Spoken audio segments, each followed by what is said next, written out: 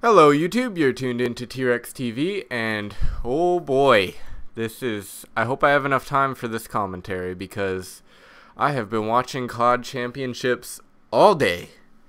And alright, I'll do sort of a chronological order because we have a lot to go through. Started out, Optic Gaming, obviously I'm going to start with them, they're my team, they're who I'm going for, and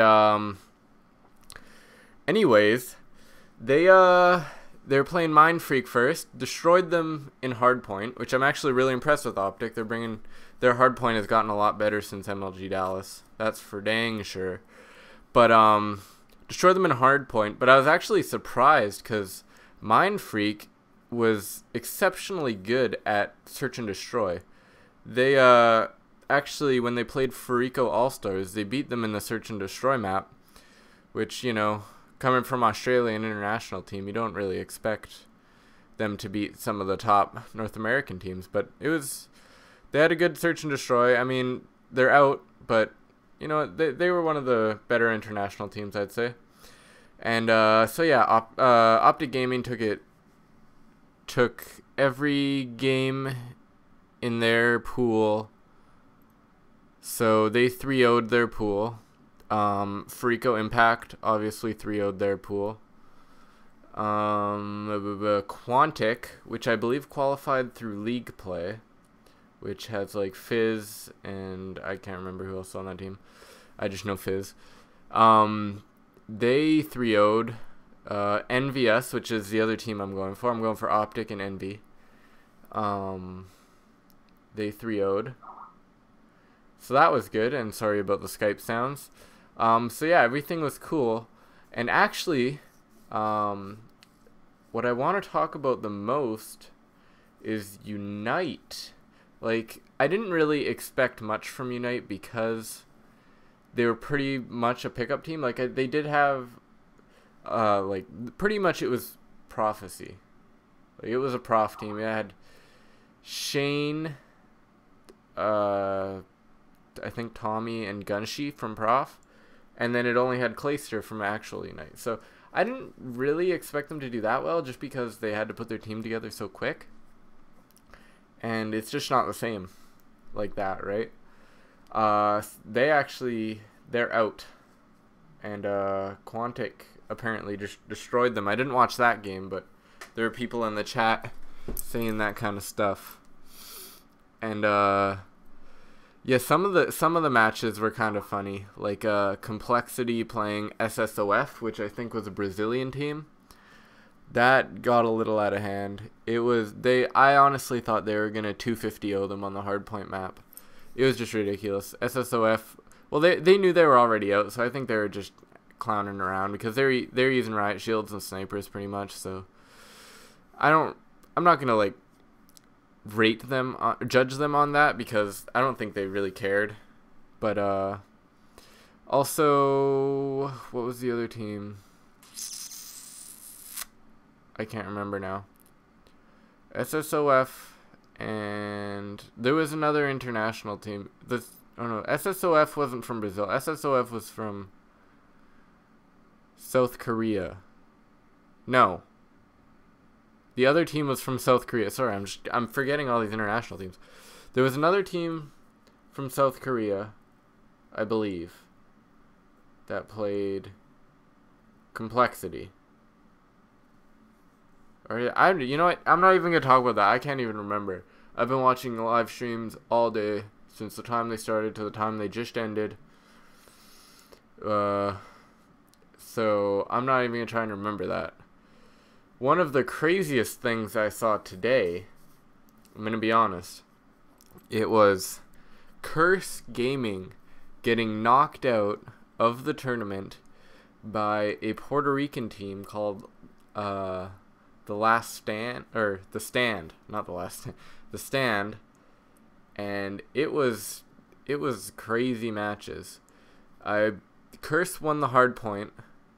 But the Stand they were definitely competing, but they just kind of lost it towards the end.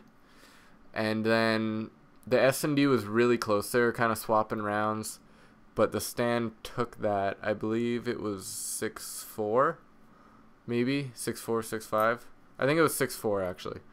And then the CTF, it was tied up. The stand was up 3-2, I think, and then Curse tied it with like a minute left maybe, and then that ended in a draw and went to overtime. And the stand, by the way, clutch player on the stand team, ALLENNN, shout out to him. Some definitely clutch play on his part, especially in the end, which I'm going to talk about right now.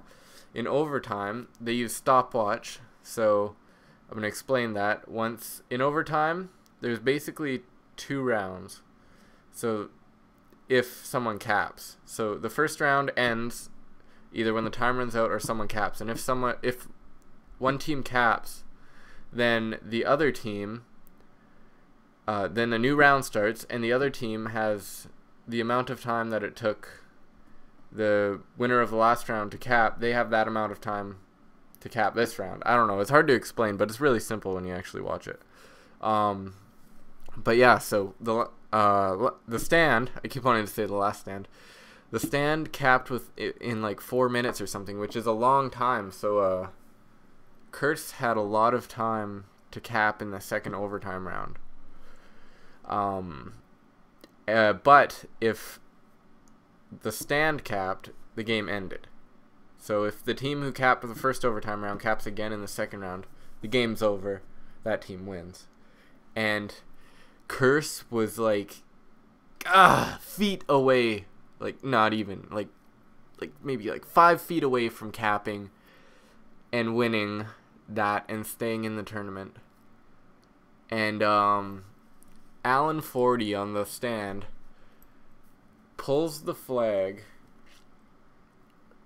Okay, he was more than 5 feet, but he was close to capping. ALLENNN pulls the flag, goes up. This was on standoff, by the way, and it was on like hay side by the stables. It was by the stables where Curse's base was. ALLENNN pulls the flag, goes up into the top of the building there, gets a clutch kill, runs down middle while Curse is spawning on the right side by hay there.